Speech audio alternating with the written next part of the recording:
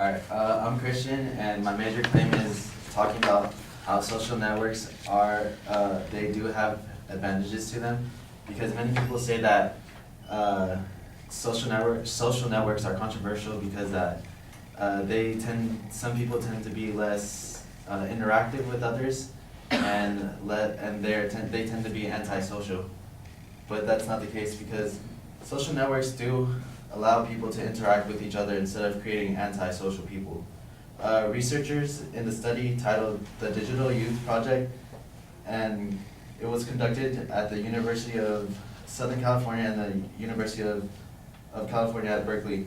They found out that in our increasingly technological world, the constant communication that social network provides is encouraging and contains useful skills.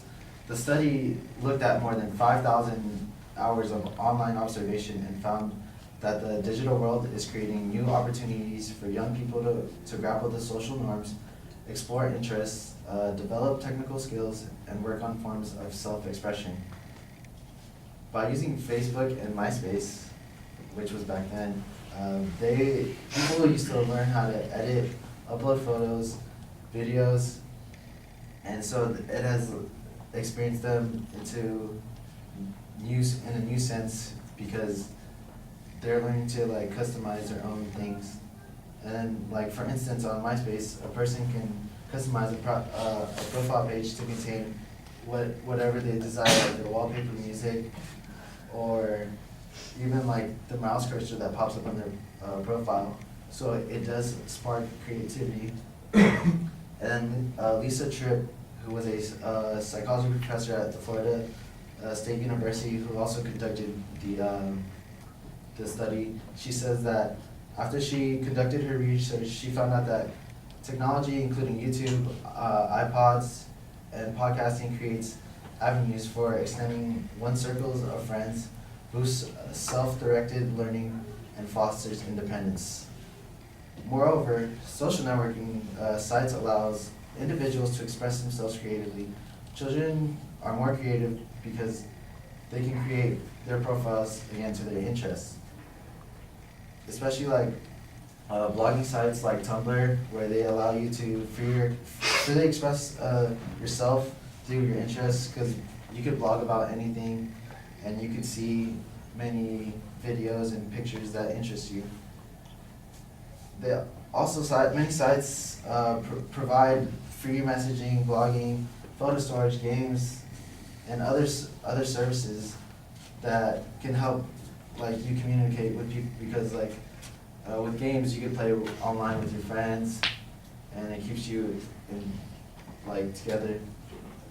Additionally, social networks introduces people to another beneficial form of communication. For example, people can communicate with each other across the world by video chatting from social networks like Skype and Facebook. And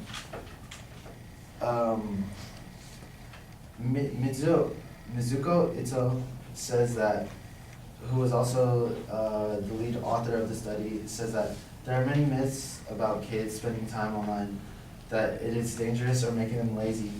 But we found out that spending time online is essential for young people to pick up the social and technical skills that they need to be competent citizens in this digital age, because our world is going through a technological advance, and so that's why social networks are important.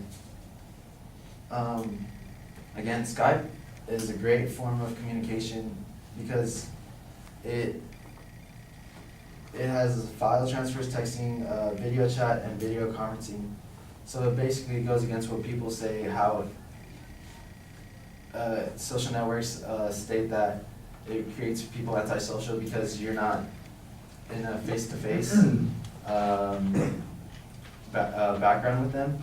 But Skype allows you to do that because you're basically seeing each other, but face-to-face, but through a screen.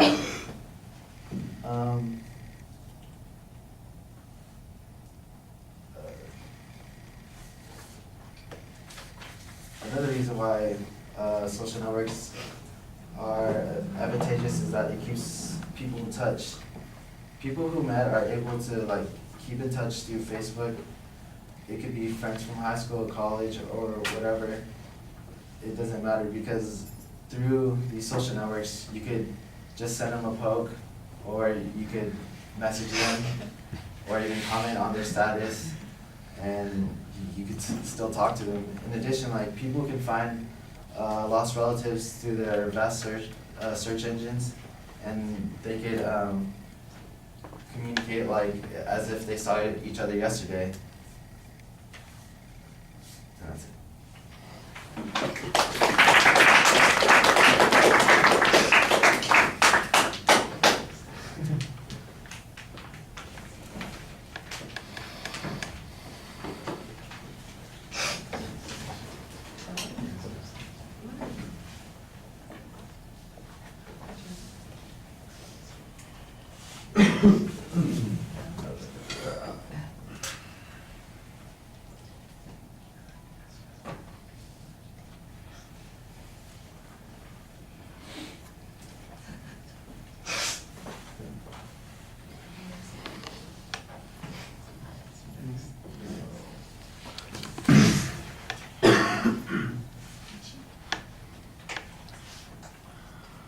All right, the exact claim needs to be more clearly explained and cited. It sounds like you've got it phrased as an informative speech at the beginning, and there really aren't any secondary points set up, so I don't know exactly how it's going to develop.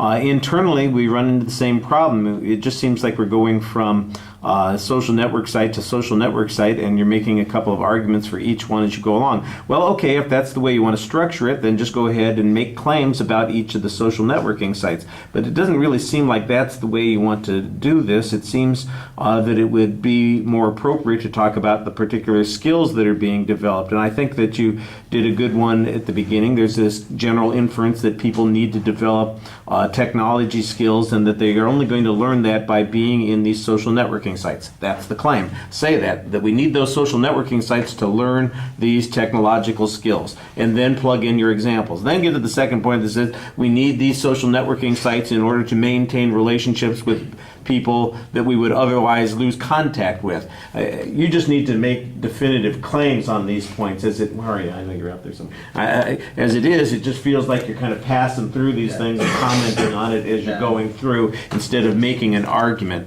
I thought that the best part of the argument was that you had some good quotes from authorities who study this kind of thing that talk about what these benefits are and why it's important in this particular culture. So I think that that's pretty convincing, but there's not any statistical information about it, and we don't know that it's produced the kinds of advantages that they claim it's going to. It would be nice to have some other examples. The only example that you have is playing games with your friends and maybe Skyping.